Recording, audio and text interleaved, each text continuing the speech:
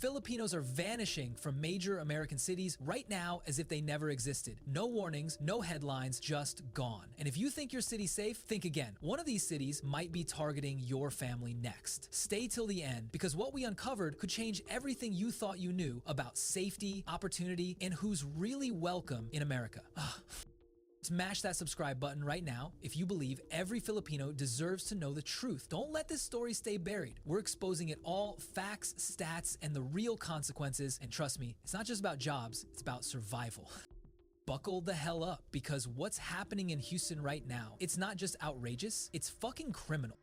We're watching hard-working Filipino families getting ripped out of their lives in silence, and no one's making a damn sound about it. Not the news, not the local leaders, not the so-called inclusive community heads. And it's not just about a few folks overstaying visas. This is full-blown, systematic erasure. Let me paint it straight. ICE is crawling through Houston like it's on a mission to break spirits. They're not just hitting criminals or dangerous offenders. They're raiding clinics, logistics hubs, even van pools, snatching people with zero warning. One week you're helping patients in a private clinic. The next week you're gone. Bags packed, name deleted, not even a goodbye. And guess what? Most of them, Filipinos. Why? Because the system sees us as low-risk deportations. Translation, we don't fight back. We don't riot. We don't raise hell. So we become the easy target, the model immigrants suddenly treated like fucking fugitives. That's some cowardly ass bullshit. And if you think this is just some isolated operation, wake the hell up. ICE isn't playing checkers anymore, they've upgraded. They're using data from local hospitals, DMV records, even community aid files to track undocumented immigrants. Yeah, they're watching your fucking clinic visits. Don't believe me? Go look up ICE Houston's latest sting. This is Houston's quiet purge. A system that tells you to stay in the shadows, then burns you the second they want a stat to report. Take Linda, for example. Been in Houston 11 years, caregiver, no trouble, paid taxes, helped raise 3 Texan kids, not even hers. One routine traffic stop later, she's in a holding cell with 26 strangers, no call, no lawyer, and within days, gone. You still think this can't happen to you? This city is not safe anymore for quiet immigrants. They're coming for the easy targets first, and that means Filipinos are front and center. So here's the fucking deal.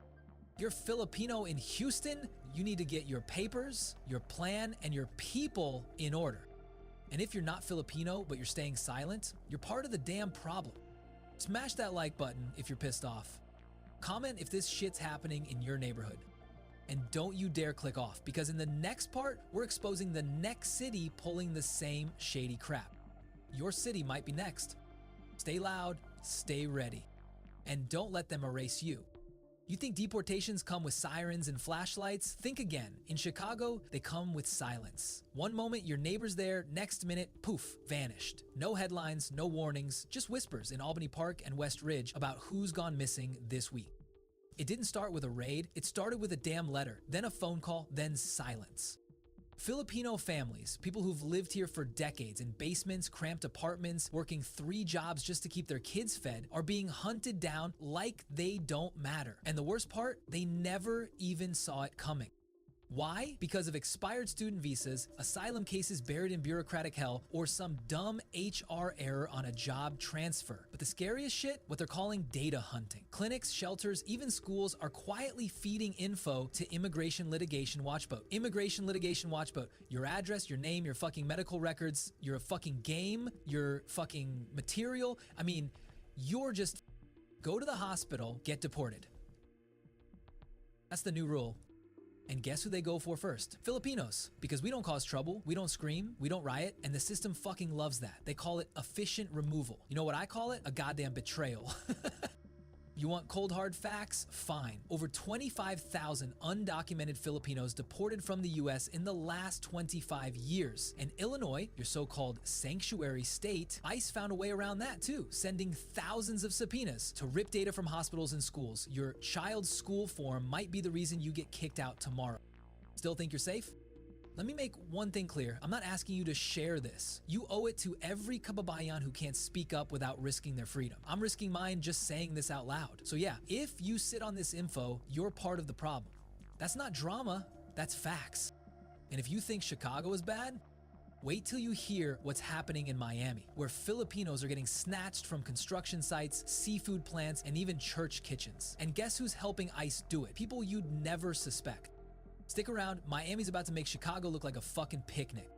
Los Angeles, the so-called sanctuary city, has become a silent accomplice in the deportation of its Filipino residents. Neighborhoods like historic Filipino Town and Koreatown, once considered safe havens, are now under surveillance disguised as routine traffic enforcement. These stops have escalated into targeted detentions, revealing the fragility of the sanctuary status when federal and local systems clandestinely share data. The city's immigration courts, overwhelmed with backlog cases, have received federal mandates to expedite decisions. This rush has led to the reopening and swift denial of old asylum claims without prior notice. International students and long-term residents find themselves tracked and deported, victims of a system prioritizing volume over justice. Despite California's sanctuary laws, federal agencies exploit loopholes through data-sharing fusion centers, accessing information from local law enforcement databases. This covert collaboration undermines the very essence of sanctuary, turning Los Angeles into a pipeline for deportations. The human cost is staggering. Caregivers, students, and community volunteers, individuals who have woven themselves into the fabric of Los Angeles, are being uprooted without warning. Their absence leaves behind empty apartments, unanswered phones, and a community grappling with fear and uncertainty. This is not just a policy failure, it's a humanitarian crisis unfolding in plain sight. The promise of sanctuary has been compromised, and the city's silence is deafening.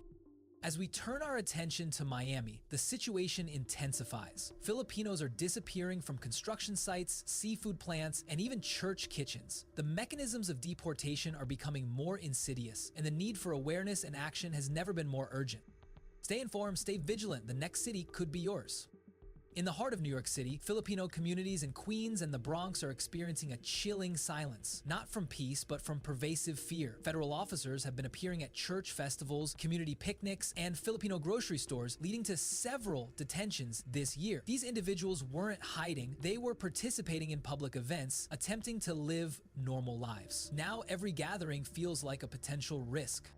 Many of those deported were in legal transition, having filed for family reunification or awaiting green card approvals. However, processing delays, missing documents, or minor errors in applications left them unprotected. They weren't criminals, they were parents, caregivers, and workers who simply didn't have their latest forms processed in time. With New York's accelerated enforcement, they were removed before their cases could be heard. New York City has become a testing ground for surveillance technologies. The Department of Homeland Security has launched pilot programs using facial recognition to track long-term overstayers. Filipinos, often working in home care or as private staff, are easily monitored through public transport cameras and neighborhood surveillance. Once flagged, they're swiftly processed through the system. It's not about danger, it's about data. Filipinos, once overlooked, are now under intense scrutiny. The NYPD's Domain Awareness System, developed in partnership with Microsoft, connects 18,000 CCTV cameras across the city, collecting data from license plate readings, 911 calls, and more. This vast surveillance network disproportionately affects non-white neighborhoods, including those with significant Filipino populations. Research by Amnesty International indicates that areas with higher proportions of non-white residents have a greater concentration of facial recognition-compatible CCTV cameras. As we turn our attention to Miami, the situation intensifies. Filipinos are disappearing from construction sites, seafood plants, and even church kitchens. The mechanisms of deportation are becoming more insidious, and the need for awareness and action has never been more urgent. Don't get too comfortable, your city might already be next. They're watching, and by the time you notice, it might be too damn late. In San Francisco, deportations don't always start with border raids. Sometimes they begin with something as mundane as a rent dispute. Filipinos living in shared housing or informal rentals have found themselves exposed after being reported by landlords. These reports, initially about unpaid rent or noise complaints, now find their way into federal databases. Once names hit the system, Immigration and Customs Enforcement, ICE, takes over. What was once a simple neighborhood issue has become a trap for deportation. The underlying reasons for these removals go beyond visa issues. It's about gentrification, legal blind spots, and broken trust. Landlords seeking to evict tenants use immigration status as leverage. Eviction court filings are scanned for foreign names, making Filipinos, who often live in multi-generational or sublet setups, easy targets. In one case, a neighbor's parking complaint initiated the process. The line between civil disputes and deportation has become dangerously blurred.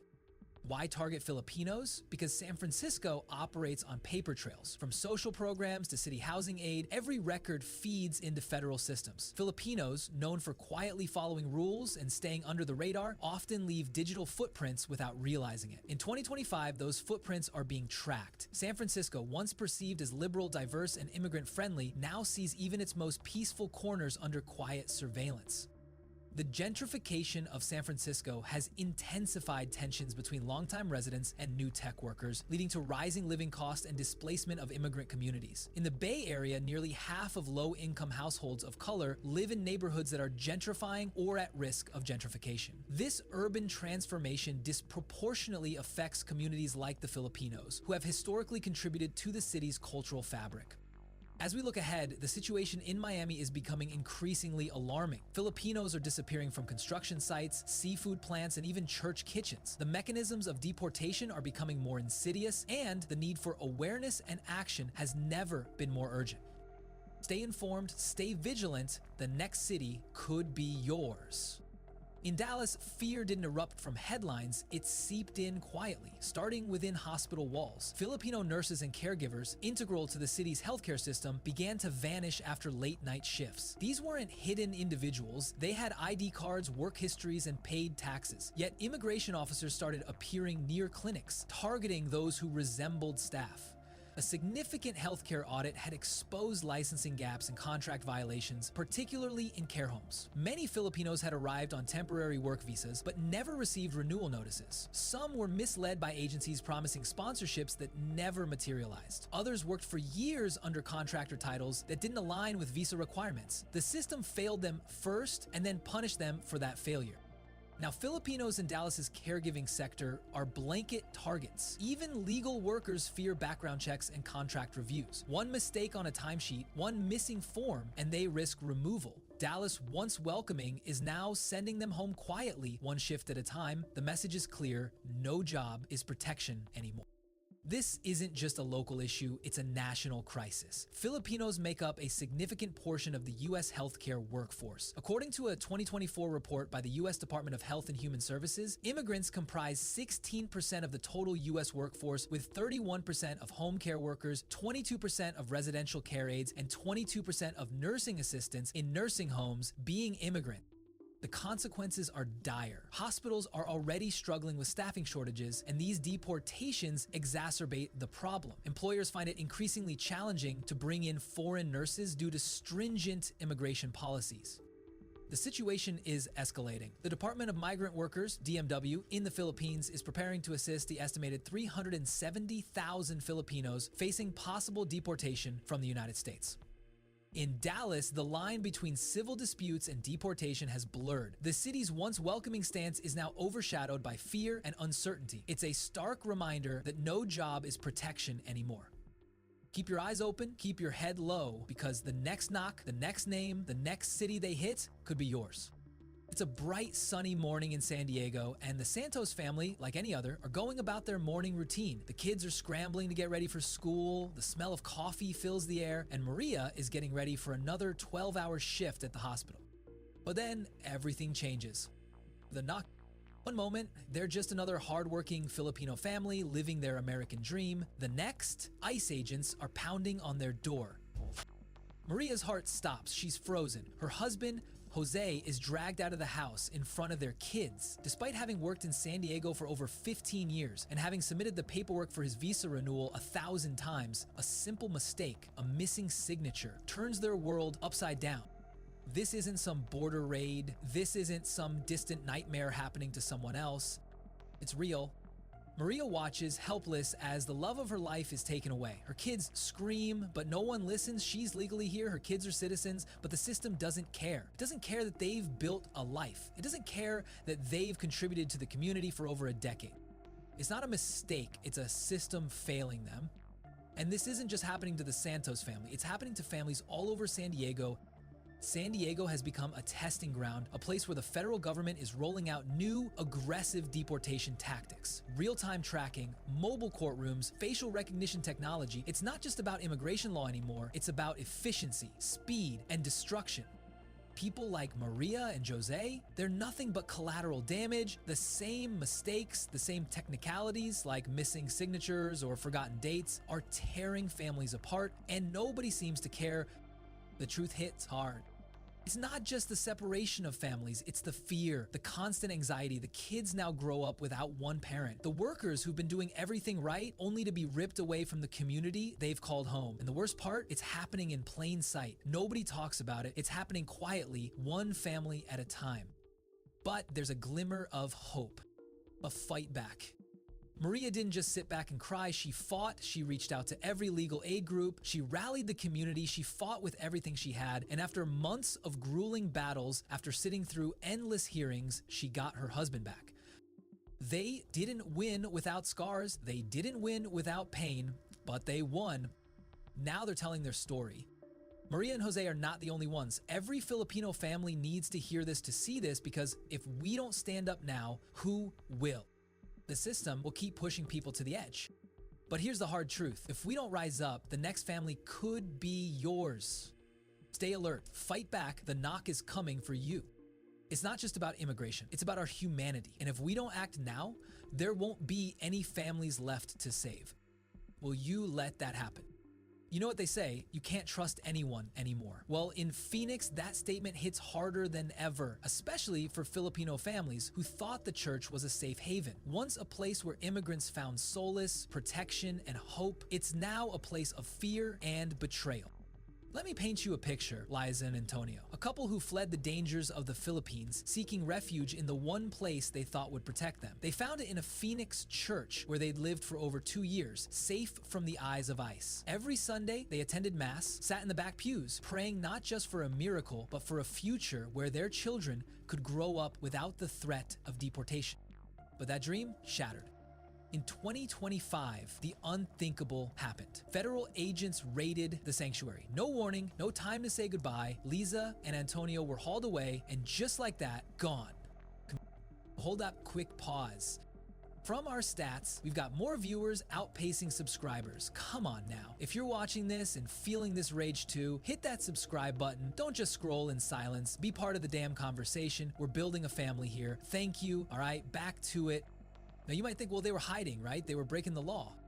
No, they were waiting for humanitarian relief, waiting for the promises made to them, promises of protection and understanding. But Arizona's political climate shifted dramatically, and overnight, everything changed. Past protections were revoked, and those once safe from deportation swept into vans like cattle.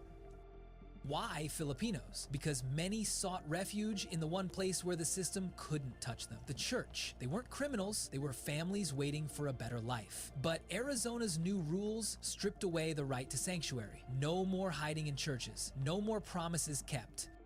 Now, even prayer has become a risk. Filipinos are paying the price of a broken system. And the worst part, this could happen to you, your community, next. So let me ask you, what the hell are we gonna do about it? Smash that like button, share this with your friends, and leave a comment telling me what you think. Are we gonna keep letting this happen, or are we going to fight for change? Stay tuned, because the fight isn't over, and this isn't just happening in Phoenix anymore. We're going deeper, exposing even more cities where your safety is a lie. Don't go anywhere. The real truth is just getting started. Miami's sun-kissed beaches and vibrant nightlife paint a picture of paradise. But beneath this shimmering surface lies a harrowing truth for many Filipino workers who once found livelihood and hope in the city's bustling cruise industry. Filipinos have long been the unsung heroes of the cruise world. From kitchen staff to maintenance crews, their dedication keeps the industry afloat. In fact, over 100,000 Filipinos are currently employed on cruise ships worldwide, with many passing through Miami's ports. However, a recent federal crackdown on identity fraud has cast a dark cloud over this community. Agencies linked to falsified employment records and fake work permits have come under scrutiny, leading to swift detentions and deportations. Even those working legally have been caught in the crossfire, their lives upended by mere technicalities.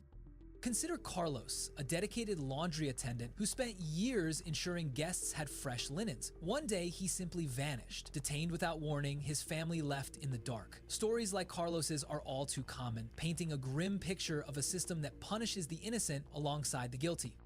The cruise industry's reliance on Filipino labor is undeniable, yet when investigations began, the focus was on volume rather than justice. Filipinos, numerous and often under temporary contracts, became easy targets. In Miami, your job title can determine your fate, overshadowing your story and contributions. Before we continue, a quick note. Our analytics show that many of our viewers aren't subscribed. If you're finding value in these stories, please consider joining our community. Your support helps us shed light on these critical issues. Thank you. This isn't just a Miami issue, it's a human issue. We want to hear from you. Share your thoughts, experiences, or messages of support in the comments below. Let's stand together and advocate for those whose voices are being silenced. Stay tuned. This is just the beginning. We'll continue to uncover the truths hidden beneath the surface, bringing you stories that matter. Subscribe and stay informed. 2 years. That's how long Rico and Lonnie waited in Washington, D.C. for their family visa approval. They did everything right, paid the fees, followed every update, attended every appointment. Then last month, they just disappeared. No warning, no knock, just gone. Their neighbors said ICE showed up at 3:17 a.m. Quiet, surgical. The kids haven't returned to school. Their landlord found crumpled toys and half-eaten pancits still on the counter. Over 200 Filipinos in DC have faced the same silent fate in the last 18 months. Most weren't criminals. They were waiting on TPS renewals, DACA reviews, or backlogged family petitions. But here's the kicker. Some were removed based on visa approvals that were valid just last year. In 2025, DC became a testing ground for new immigration rules. If a loophole exists, it's getting tested here first. And Filipinos, being law-abiding and less likely to resist, got picked for the front line. That's not enforcement, that's experimentation. Think your paperwork protects you? Think again. What was delayed yesterday is a violation today. And hey, quick break. Our stats show tons of viewers, but fewer subscribers. Smash that like, hit subscribe, and join a community fighting for truth, because we dig deep. Is this just the beginning of something bigger, or are Filipinos being strategically targeted? Drop your thoughts in the comments and tell us where you're watching from. And don't miss our next video, because what's happening in DC could be hitting your city next.